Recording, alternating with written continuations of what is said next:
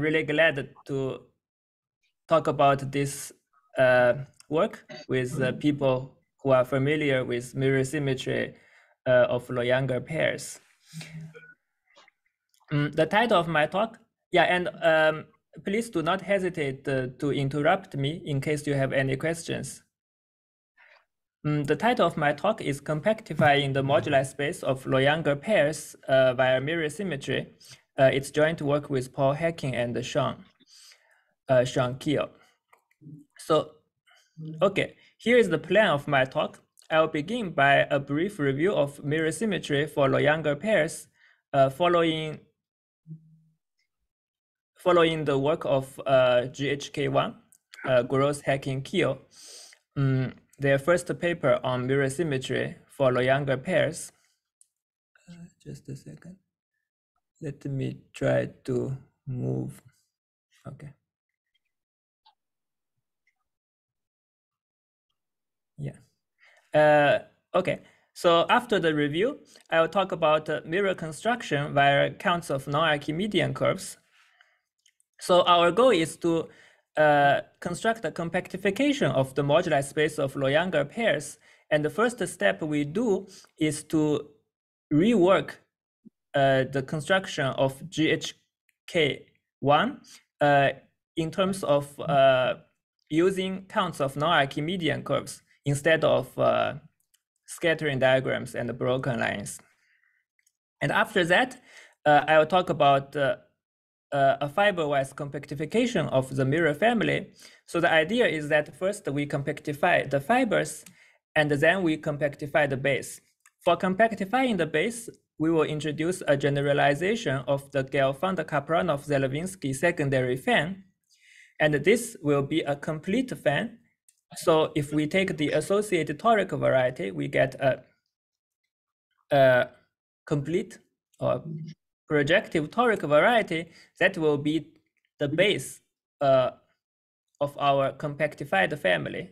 So we will extend our compactified family to this complete base, and that will give us a compactification of the moduli space.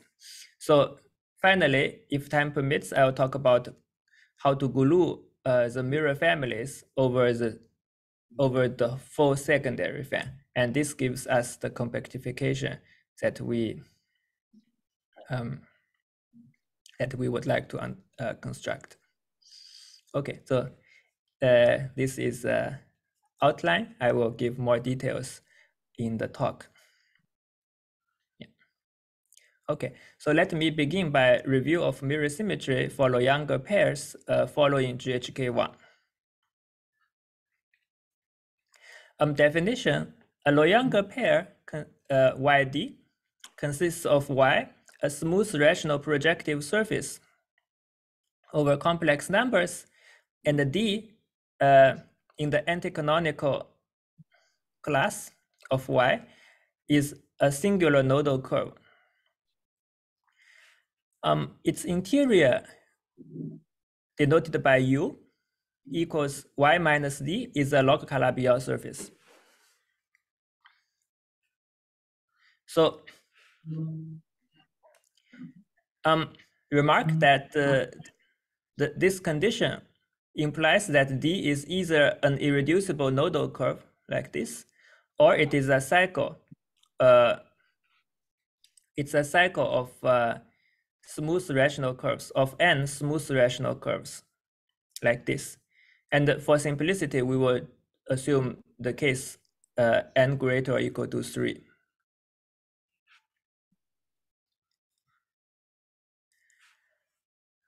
In the influential work of GHK1 called Mirror Symmetry for log Calabi-Yau surfaces by Gross, Hecking, and Keel, they made a canonical synthetic construction of the mirror family to the Loyanger pair YD. So let me briefly review what is their method. They consider this two-dimensional space Vn, which they call the n vertex. So it is a subset of the affine space AN, and it is an n cycle of coordinate planes in this affine space AN. It's actually very simple. So we denote the coordinates of AN by x1 to xn. Then we consider the coordinate planes A2 with coordinates x1, x2, and then A2 with coordinates x2, x3. So you just think that we have like first coordinate plane, and then we glue to it another coordinate plane with, we shift the coordinates by one, and then we glue together. Eventually we get a cycle. So we get something that looks like an umbrella, like this. Each piece is A2, and they are glued along these coordinate lines. So this is what they call an N vertex.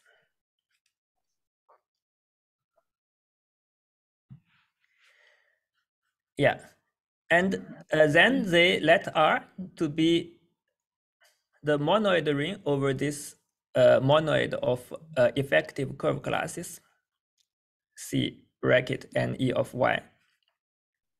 It's a bit more technical in the case of not finitely generated, but let's ignore this.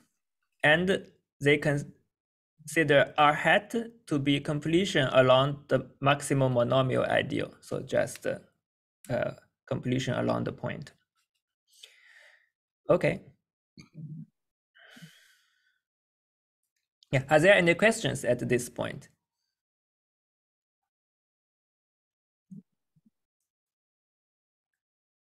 If there are no questions, let me move on. So in order to construct the mirror family to the Loyanger pair YD, in the paper of GHK1, they consider relative Gromov invariance of the pair YD counting rational curves meeting D in a single point. And all these invariants give rise to a scattering diagram and also a collection of broken lines on the tropical base B associated to the pair YD. Yeah, here the tropical base B really also looks like this, but it's real. So it's for the tropical base B, each piece is just isomorphic to the first octant of R2, and the whole thing is homomorphic to R2. So using scattering diagram and broken lines, they obtain a formal smoothing of this N vertex, Bn, over the formal spectrum of this adic ring R hat. And in other words, we obtain a formal mirror family V hat to this Loyanger pair YD over this formal spectrum. So they made this remarkable construction, and they declare the construction, this formal smoothing, to be the mirror of this Loyanger pair. Yeah, so let me remark that, so in the paper, they consider for Loyanger pairs, one can mainly put them into three cases: the positive case, negative case, and also the boundary case. So if YD is positive, that is the intersection, if the intersection matrix for this boundary divisor between every component of this boundary divisor, dIdj, if the intersection matrix is not negative semi-definite, this is a definition of being positive. And in their paper, they have lots of equivalence relations, equivalent conditions for this positivity. So under the assumption that YD is positive, this formal mirror family, this formal family V hat can actually be extended to an affine algebraic family V over the spec of R instead of just this formal spectrum. Yeah, so maybe at this point you are a bit unsatisfied that why the mirror is just formal. So I'm pointing out that it's also explained in their paper that in the positive case, things are better than formal. One can actually extend the formal thing to something algebraic and affine, which is defined over the whole spectrum instead of only this formal germ. Okay, so this is my brief review of the work of GHK1. Do you have any questions?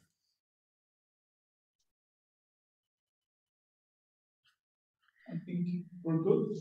Okay, yeah, maybe you are all very familiar with this story. Okay, so the goal of my talk today is to use the mirror family V here as constructed by GHK1 to study the moduli spaces of Loyanger pairs. And in particular, we would like to use mirror symmetry to construct their compactifications. Maybe I should say a little bit more on the motivations. I mean, in the study of moduli theory, constructing compactifications are of great interest. For example, in the one-dimensional case, we studied the moduli space of curves, and their compactification. We have this really nice compactification by Deligne and Mumford using these nodal curves and stable, using the notion of stable curves, and this gives us a very nice, smooth, and projective moduli stack. So then we can ask the same question, whether we can do it in higher dimensions. Yeah, and this has been extensively studied by rational geometers, and now we have this nice compactification by Kohler, Shepard, Barron, and Alexeyev called KSBA compactification. And here, actually, what we will be getting from the mirror symmetry perspective is also a KSBA compactification of this moduli space of Loyanger pairs. But what's really nice from the mirror symmetry viewpoint is that we can get this compactification in an explicit and concrete way, while from the general theory of birational geometry, the compactification is rather abstract. And once using mirror symmetry, we get this very concrete description of the compactification. Actually, it also gives us new understandings of this moduli space. Yeah, so I just gave some motivations on why we are interested in the compactifications. Okay. Okay, so here are the steps. As I mentioned already, the first step is we would like to redo this affine mirrors construction in GHK1 in a different way. So as I explained, in GHK1, the affine mirror construction is done using this relative Gromov-Witten invariance, and then use scattering diagrams and broken lines. And we will do it in a different way by counting non-Archimedean analytical curves instead of this relative Gromov-Witten invariance. I will say a bit more in a few minutes why here this non-Archimedean curves helps, and why it is not so easy to do with either scattering diagrams or the more recent and powerful technique of these punctured log curves by Gross and Siebert. The second step, so once we rework work out again this affine mirror construction of GHK1, we get an affine mirror family over some affine base. And the second step is to compactify fiberwise our affine mirror family. Yeah, this is not so hard. I don't think it is done in GHK1, but they wrote something that they will do it in the second paper, GHK2, which I think I don't think there is this paper yet. And after we fiberwise compactify the affine mirror family, now we want to compactify the base. Yeah, just here to recall you that in the affine mirror family, both the total space and the base, they are all affine spaces. So there are many things to compactify. We compactify the fiber and then we compactify the base. So here we see the base is spec of this R. R is this monoid ring. And note that this cone of curves, NE of Y, is due to the Neff cone of Y. So yeah, so if we take a spec of this C bracket of some cone, it's just the same by definition as the toric variety associated to the dual cone. So here the base is simply the toric variety associated to the Neff cone, of Y. Yeah. Yeah. So the idea, and we see it's just a Neff cone, and this toric variety is not complete. And the idea to make a compactified base is to find a complete toric variety to be the base. In other words, we would like to find a complete fan. And yeah, and we compactify this base toric variety using a generalized version of the GKZ secondary fan, this Gelfand-Kapronov-Zelevinsky secondary fan. So this fan that we will construct will be complete, and the associated toric variety will be the compactified base for our family. And finally, so now we already fiberwise compactified our family, and we also have compactified base. Finally, we just want to extend our family to the bigger base. So yeah, so the last step is to extend the mirror family over the complete toric variety associated to the secondary fan. Yeah, so these are the basic steps.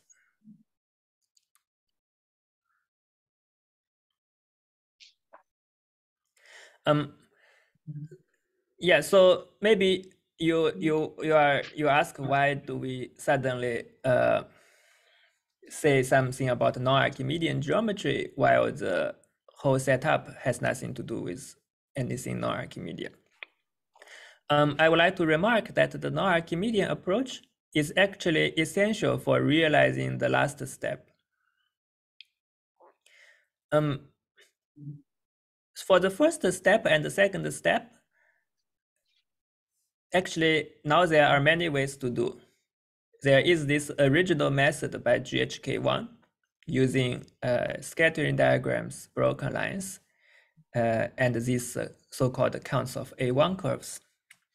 And there is also this more powerful, much more general approach by Gross and Siebert based on this notion of punctured log curves by Abramovich, Chen, Gross, and Siebert. And one can also get this mirror construction.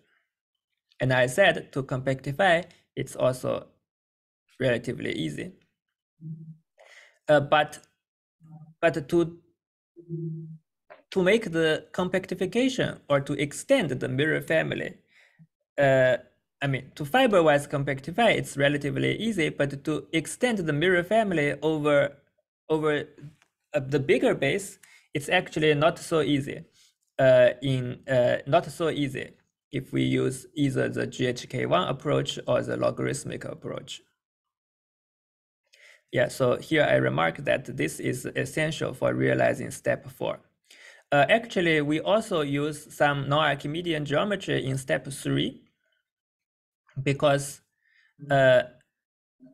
after working with non-Archimedean geometry for these years, we are pretty comfortable with it. So we also use non-Archimedean geometry for this third step, but it's really essential for the fourth step. For the third step, maybe one can translate it again into some kind of algebraic geometry, but for the fourth step, it's really essential.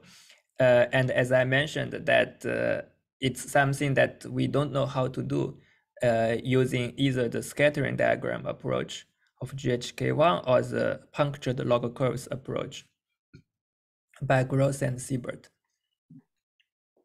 So let me give some reason, the underlying reason for why we don't know how to do in other approaches.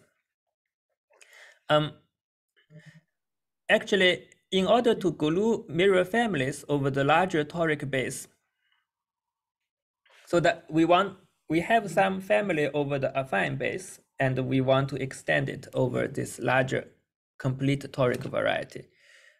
The idea is that since toric variety is gluing of affine pieces, then for every affine piece, we construct some family over that affine piece, and then we glue together.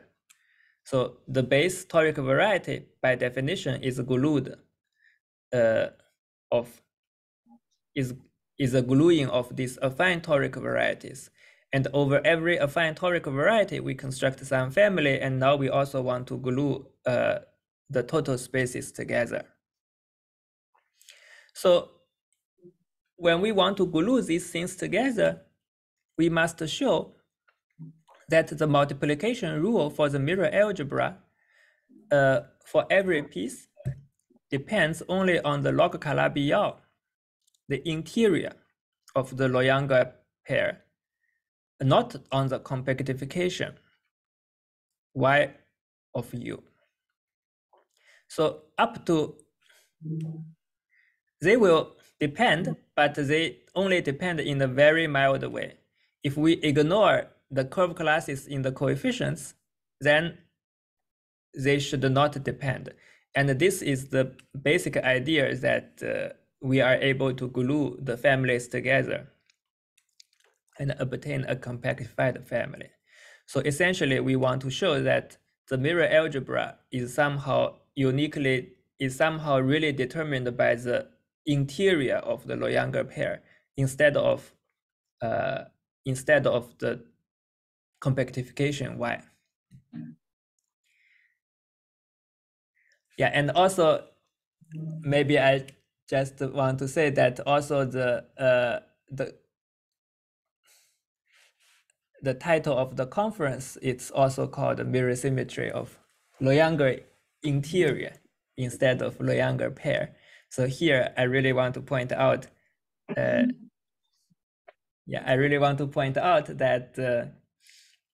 as the title of the conference suggests, that what really matters is the interior instead of YD. So we want to show that this mirror construction somehow depends on the compactification in a very mild way. And this is something easy to see from the non-Archimedean approach, because in the non-Archimedean approach, as I will explain, we will be counting some analytic disks, and these disks, so it's these analytic disks that contribute to the structure constants. And these analytic disks, they just live inside this interior, this log Calabi-Yau. So then it's not so hard to show that when we build the mirror algebra using non-Archimedean geometry, somehow we are only using the information of the interior U. But as you may have already learned, that using the log approach, either like punctured log curves, for example, then when we count curves, these curves, they don't really lie in U. They actually, most of them just lie in the boundary D. Then it is more difficult to establish this independence of the compactification Y from the log approach. Yeah, so this is the main reason for us to use non-Archimedean approach. We really want to show that the whole mirror construction is really for the interior, and then this enables us to glue the families together over the bigger toric base. Okay. May I say something, Tony? Sure. Can you hear me? Yeah. Sure. I think there's a misunderstanding about. It's true that these punctured and log Gromov-Witten invariants live. I mean, the maps map to the boundary. Yeah. But so what you're referring to is birational invariance of Gromov-Witten, log Gromov-Witten invariance. And that's known for ordinary log Gromov-Witten invariance. For punctured invariance, we haven't proved it, but it's probably also true. It's not. It seems a technical thing. I think so. So I think it's merely. I mean, obviously, if you in your non-Archimedean approach at this point, you're not using obstruction theories, because then you might also end up with curves in the boundary, right? No, actually, now I almost finished writing also about obstruction theories. Even if we use virtual fundamental class, the thing still lives in U. So this doesn't really matter. But you might have to explain this to me, because what's happening at some point you have families of curves that Archimedean or not, that actually converge to something in the boundary. So you need some compactness argument that tells you that this doesn't happen. But maybe that's a technical point we can discuss another time. Actually, yeah, thank you so much, Ben, for the great remark. I think there are, so of course, when we try to establish the counting theory, we really want to be careful about the compactness. And here, one sort of compactness is that we want to prevent some bubbles going to the boundary. And in the non-Archimedean approach, for example, in the case that U is affine, or so first of all, we really restrict to some kind of a positive. We really restrict to the positive case. Otherwise, we are not getting like an algebraic family. And if we are in the positive case, then in the non-Archimedean approach, we can prevent bubbles from going to infinity. And although there might still be bubbles forming in the interior, so we will be using virtual fundamental class to take care of bubbles forming in the interior. But using the positivity condition, we can prevent bubbles going to the boundary. This is if U is affine, Mark had a student whose name I keep forgetting. Sorry, who proved that in this case our invariants are numerative as well. So you would also deform to the complement.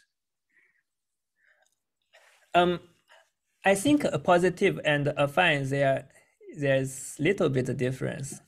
Well, D supports an ample divisor, right? And U is affine. Positive, for example, in the two-dimensional case, I think being positive is equivalent to U being a small resolution. Sorry, I might misuse the word positive. I'm not talking about positive according to Gross-Hacking-Kiel or something.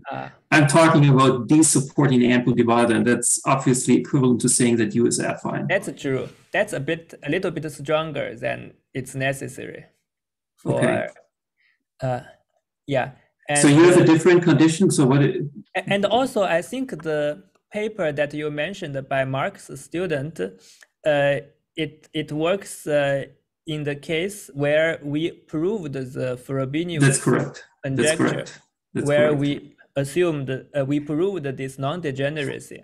Well, but in general, now we can already work out also in the non-Archimedean setting without assumption about like containing a torus and so on, but we have no idea about proving the non-degeneracy of the Frobenius pairing.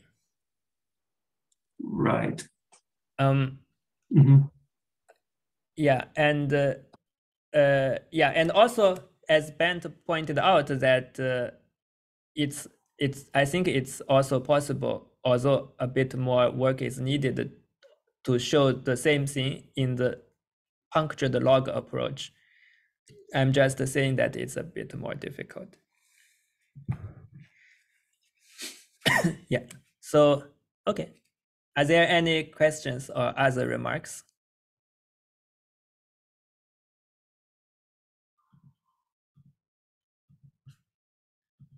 Okay, so, yeah.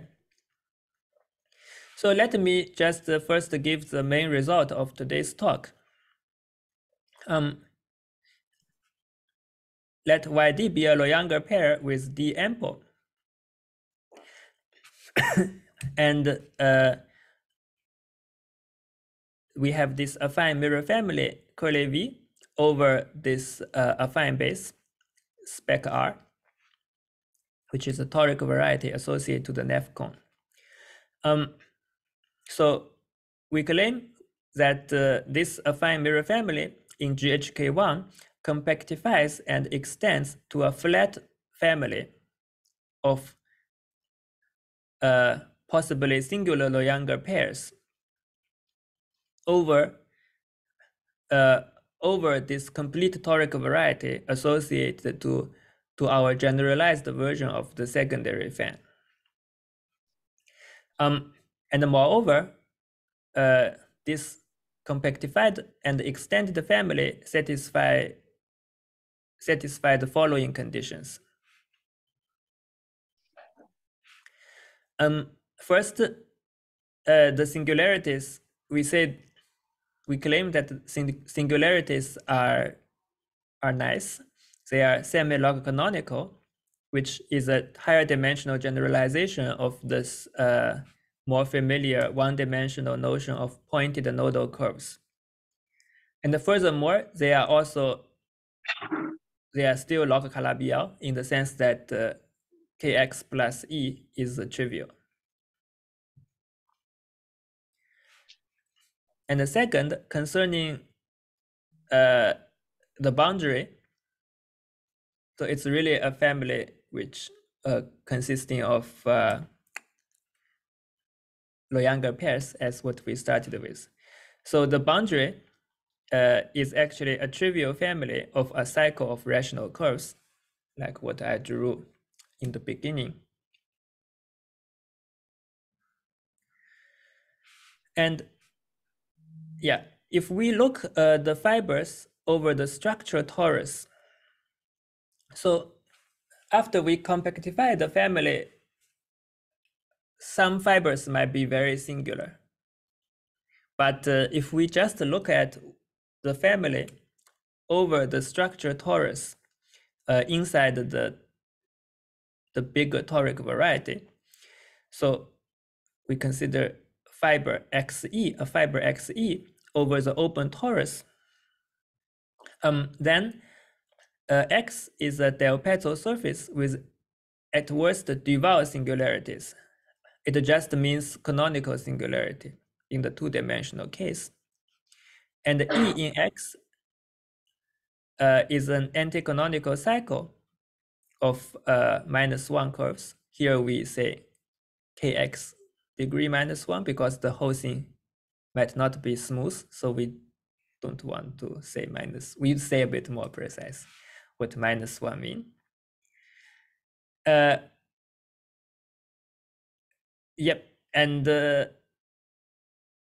yeah, and also the self-intersection number of Kx is equal to n, the number of irreducible components of D. So we have a pretty explicit description of what are the fibers. What are the fibers over the open torus here? So they are really Loyanger pairs, again, with a little bit mild singularities, with some mild singularities. So, okay. So then, what can we say more? Furthermore, in addition to this family, compactified family, we also have an ample divisor theta, such that for very small epsilon, if we consider the pair, not just XE, but X and E plus a very small multiple of theta, this becomes a family of stable pairs. Stable pairs, so yeah, let me explain what is it. Here, before we had a semi-log canonical, I mentioned that it is a higher dimensional generalization of pointed nodal curves. But as you know, in order to compactify the moduli space of curves, it's not enough just to allow nodal curves, nodes. We should also add a stability condition. Otherwise, we don't get a proper moduli space. So here, similar, in order to compactify the moduli space of Loyanger pairs, I mean, it's not enough to allow semi-log canonical Loyanger pairs. We must also add a stability condition. And this is given by this ample divisor theta. So this notion of stable pairs is, if you haven't heard it before, it is a higher dimensional generalization of this notion of stable pointed nodal curves in the one-dimensional case, and it has been studied extensively. It was first studied by Koller, Baron, Shepard, Baron, Alexeyev, called KSBA stable pairs, and later now it's an active research subject in birational geometry. So here we show that we also naturally have a canonical theta divisor, and once we add it to E, we get a family of stable pairs.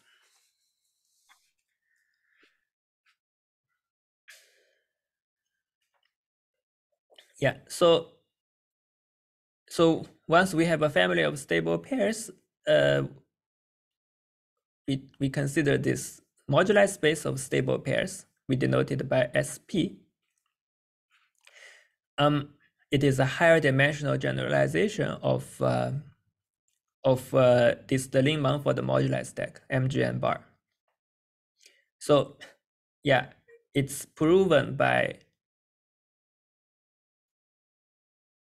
I think by Haken, McKernan, and Xu, that this moduli space, the components of this moduli space are proper. So it's really similar to this Deligne-Mumford compactification. It's really a remarkable higher dimensional generalization of the Deligne-Mumford compactification. Here we prove that the mirror family our compactified family constructed using mirror symmetry gives a finite map from our base, or maybe I should say that the induced map from our base, the base of our compact family, to this universal family of stable pairs is a finite map. Yeah, so I think this is quite surprising. It somehow says that the mirror family is almost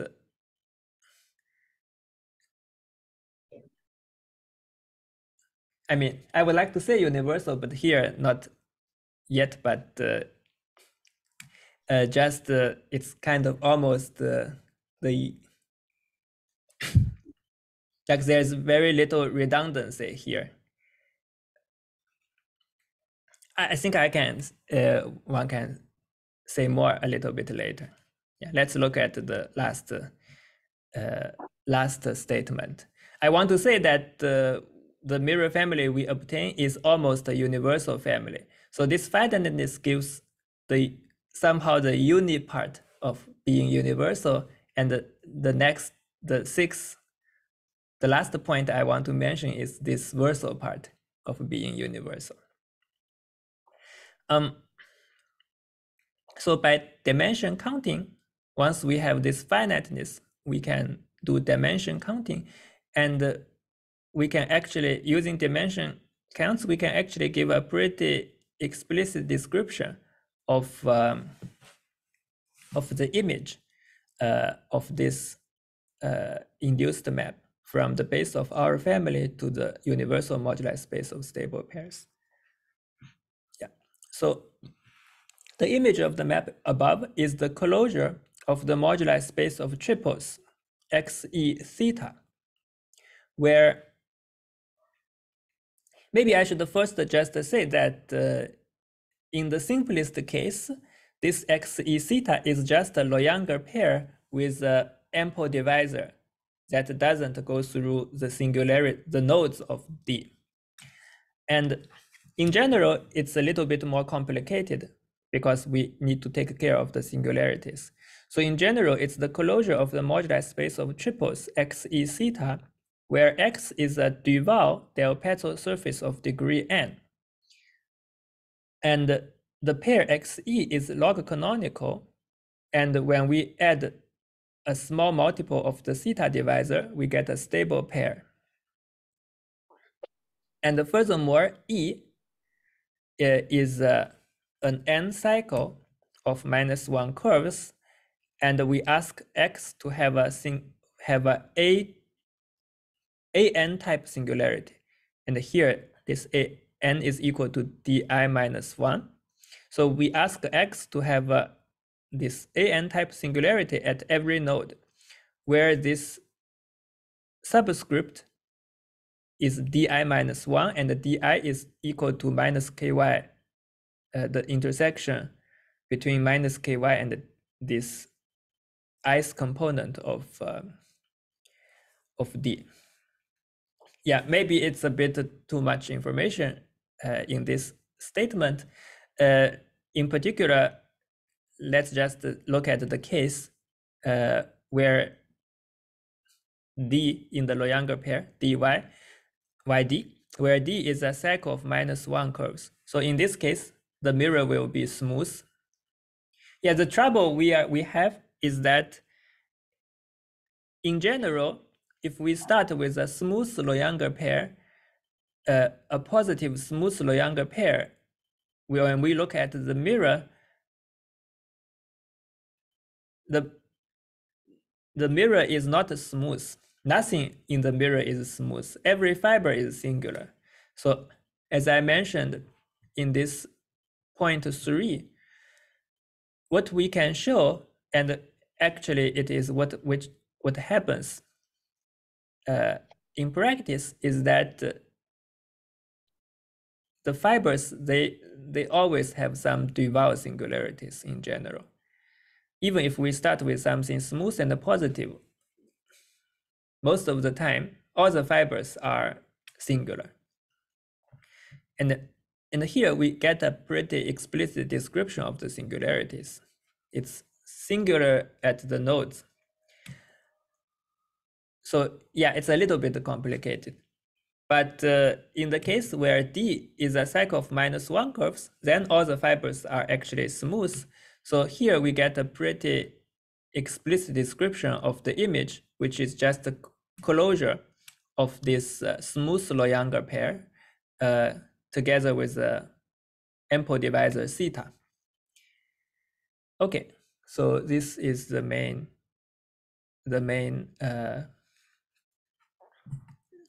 theorem I would like to talk about in this talk. Yeah, are there any questions or remarks? Tony, can you say again with this that all fibers are singular? How does one understand this from the mirror symmetry perspective? Why should all fibers be singular in some cases? Because here we get a very explicit description. You see that so for the general fiber, it's XE, it's a Low-Younger pair XE for the general fiber. And we have an explicit description that at every node, EI intersect EI plus 1, we know the singularity. The singularity is just an AN singularity. N is equal to this intersection number. Yeah, I can see this kind of, but what does it mean in terms of mirror symmetry? I mean, typically, if you have something singular, some class should vanish on the mirror side. So here we have YD mirror to XE. So what is it in terms of Y? In terms of Y, it just means that it's like the D, the self-intersection of the components of D, they are not -1. But they are negative.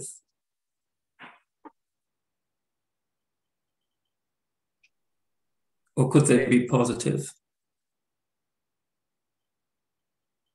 Oh, you are saying, what if the self-intersection number is positive?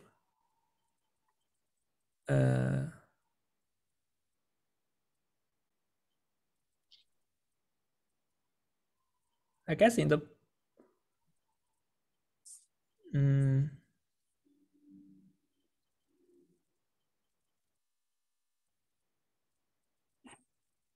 is it possible to be? Of course, it's. I mean, most of the case, we can see it from the. I mean, there are certainly cases where it's positive, right? P2 or something. Yes. But maybe then in this case, you don't have singularities. Yeah, I think here, in this case, definitely we don't have singularities. Is it really generic? I feel like it's a non-generic, like if you do like an orbifold blow-up or something like that and resolve, that's when you get a singular mirror, isn't it? I couldn't hear this. Umut, can you say this again? If you do like an orbifold blow-up and then resolve, that's right when I expect to get a singular mirror. But it's not a generic thing, I thought. If you generically blow up, for example, not in the deformation family, at least, not generic in the deformation family. That's what I had in mind. So it's kind of strange to me to hear that generically you would get some family with all of whose fibers are singular. No, that does happen. That also happens in our intrinsic mirror symmetry construction, that sometimes the mirror is singular. But sometimes, right? So I'm trying to understand in this setup where exactly, because it's kind of hazy in my mind at the moment. Here we are seeing most of the time the mirrors are all singular. Yeah. And we give this explicit description of the singularity. Okay, maybe let's leave it at this for the moment. Yeah, thanks. Yeah. So so this is the main result I would like to mention in this talk. And then let me just briefly go through the steps. So as I mentioned, first, we would like to redo the mirror construction of GHK1 using non-Archimedean curves instead of log curves or scattering diagrams. And in this step, we can work in higher dimensions. In my paper with Sean, we used to write it in the case containing a torus, mainly because it simplifies the non-Archimedean construction, and also for the non-degeneracy of the Frobenius pairing, and for many other properties, having a torus, we can only prove it when there is a torus. It's not clear without the torus what we should do, but just for the counts, now we can also do it in general. Here I still assumed the torus.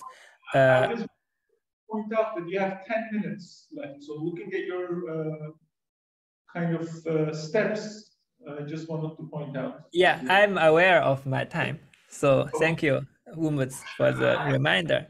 I can do it. Yeah, I will do it faster. Yeah, so we want to use non-Archimedean curves to give to work out the GHK1 construction again. In other words, we would like to define the structure constants of the mirror algebra using non-Archimedean curve counts. So yeah, so in order to introduce non-Archimedean geometry into the picture, we simply equip our base field, the field of complex numbers, with the trivial non-Archimedean absolute value. So although it's complex numbers, we just ignore the usual complex norm. We define a new norm which gives 1 for all non-zero x and gives 0 for x equals 0. So this is now this complex numbers becomes a non-Archimedean field, and we can take the Berkovich analytification of our Loyanger pair instead of the usual complex analytification. So once we have this very nice Berkovich space, we count non-Archimedean curves like this.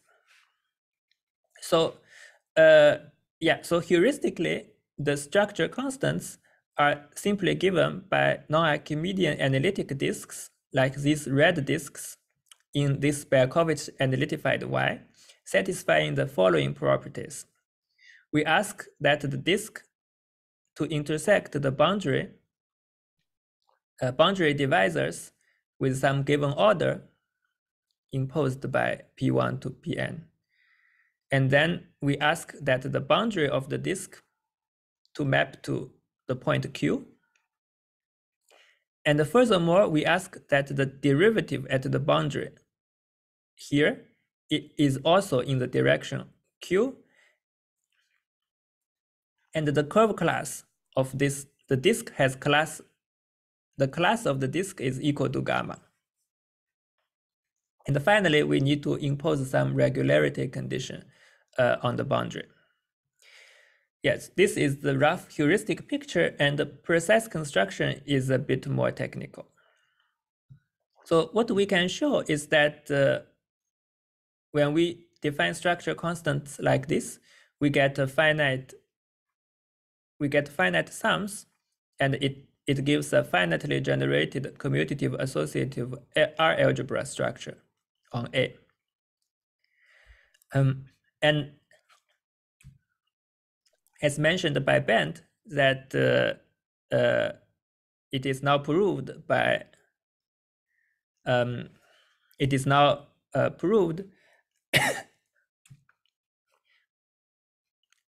by a student of Mark Gross, that this construction coincides with GHK1 in the two-dimensional case.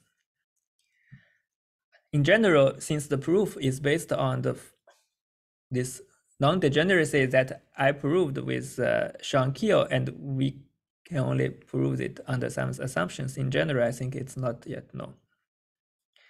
Okay, yeah. So the next step is to compactify our family fiber-wise. And for this, we use an ample divisor F supported on D. And this gives a natural filtration on A. So once we have filtration, it's a standard construction to get a graded algebra.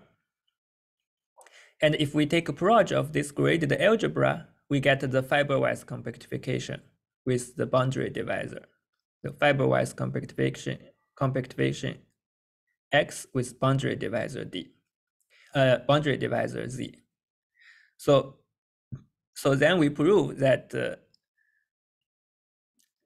compactification also has pretty nice singularities. Each fiber is semi-log canonical. It's also like Low-Younger pair. Kx plus Z is trivial, and the generic fiber is log canonical. And this implies the corresponding properties for the interior. So here, actually, in order to prove any properties of the interior, we need this fiber-wise compactification.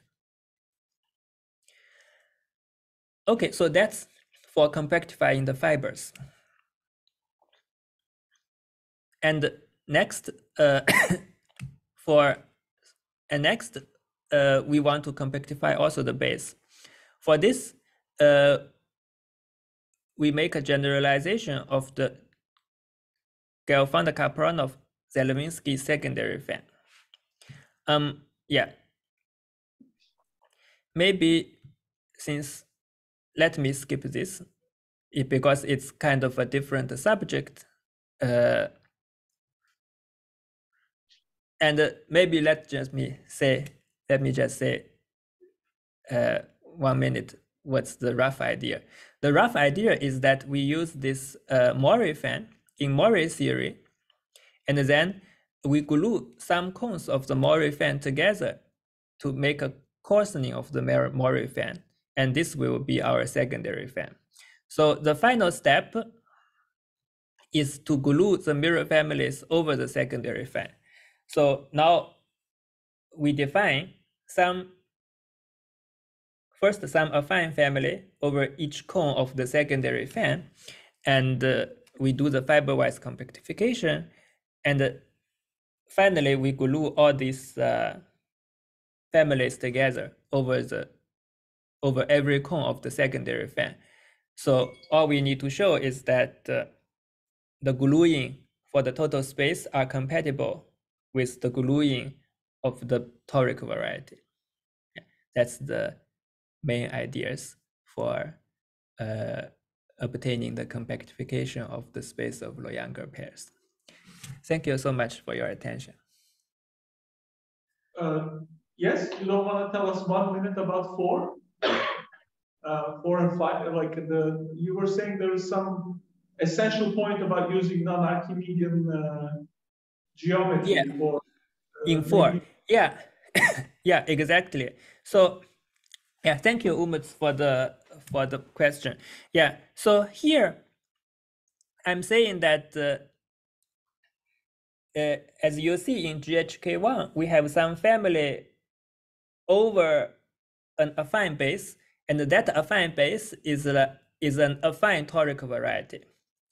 And now we have constructed families over every affine piece of our toric variety. Now we have a complete toric variety, and as you know, toric variety is just the gluing of affine pieces. So over every affine piece, over every affine toric variety, now we already have a family, and we want to glue them together. So the question is, how do they differ, each family? Like when we want to glue them together, whether they coincide on these overlaps. And yeah, so how do they differ for each piece? This actually depends on how like each piece is constructed. And in the construction, this cone of the base toric variety corresponds to some kind of birational modification of this pair YD. So we don't work with YD, but some birational modification of YD. And here, when we do all the birational modifications, essentially we are only changing D. I mean, we are keeping the interior intact. We are not changing the interior. We are only changing this something outside the interior. So all the pieces, it's actually counting curves in the same U, in the same Loyanger interior U, but with respect to different compactification D. And then we analyze like what's the difference? The difference is pretty small. It only concerns the coefficients of the curve classes. And we show that they can all be glued together to form like a bigger and a compactified family. This is the main idea. Okay. Okay, well, let's thank Tony.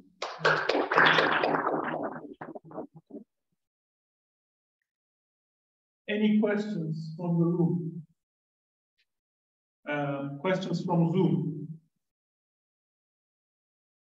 It's late here, so people are tired. Maybe you are very tired after the day. Zoom people are from different time zones, so I can't speak for them.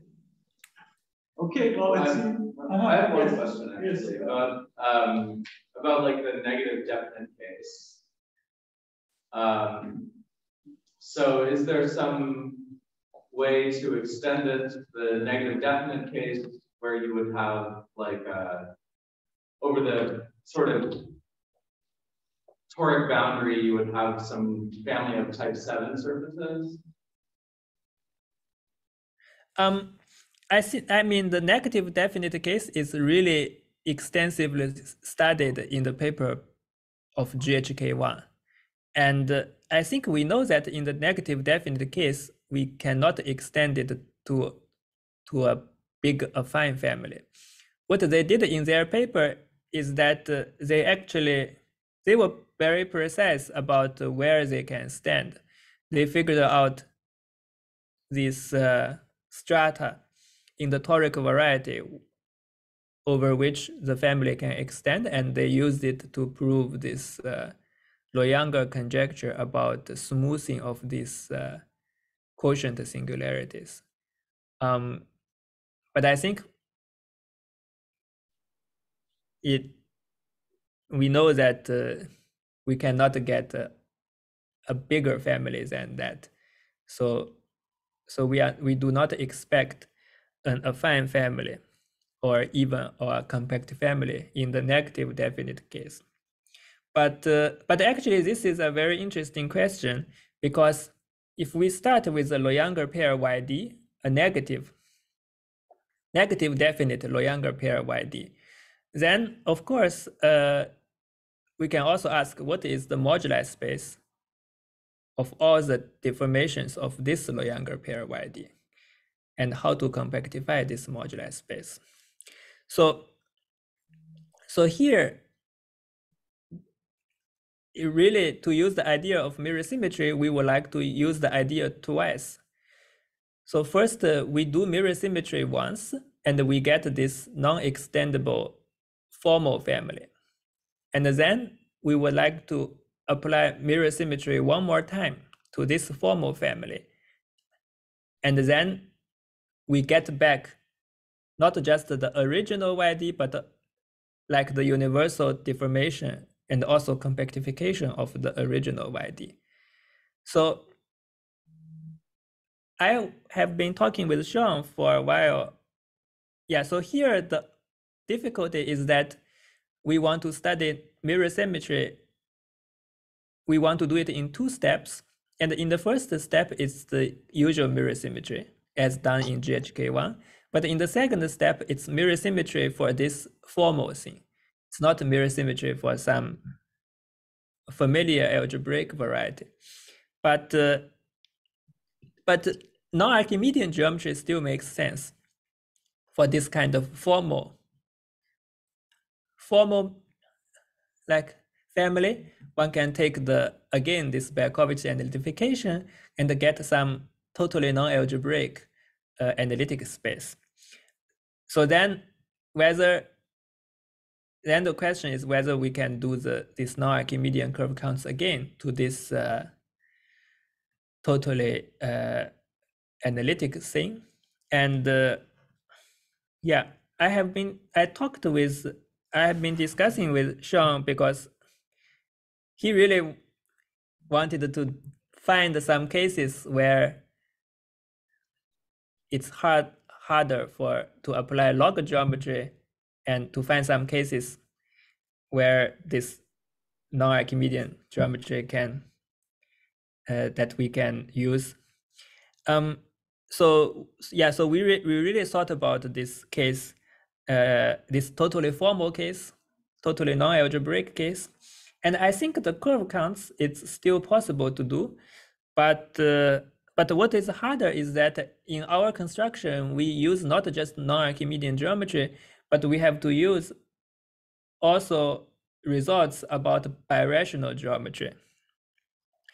Things like existence of SNC, things like existence of like resolution of singularities, and so on, and minimal models, for example. Of course, we can assume things like we already have some SNC resolution and we have some minimal model, things like that. But then we can get some theory. But the problem is that if we want to do the mirror twice, after we do the mirror construction once, we don't have much idea, have little idea. We cannot assume things like minimal model like that. So it's pretty theoretical for the moment. Thanks. But the negative case is definitely really interesting because somehow there are much more negative cases than the positive cases. I mean, there is also, there are some results that show that you could think of it as a smoothing, like a Milnor fiber of a smoothing, right? Yeah. So can you say something, can you relate the kind of non-Archimedean analytic geometry of the formal family with the kind of complex geometry of those Stein-Milnor fibers somehow? Is there any? Oh, I think for these things, yeah, I mean, yeah, that's a really interesting question. For these Milnor fibers and things like motivic integration, I think, yeah, I think these things, they are already studied in the literature, like how one can interpret either as, yeah, I think one can interpret this, one already has dictionary between what to do in the non-Archimedean case and what we obtain in the usual singularity theory. Okay, that's. I think it's already studied. I cannot point out to a direct reference for the moment. Later on, you can tell me. I'll send you an email. For now, let's thank our speaker again. Thank you.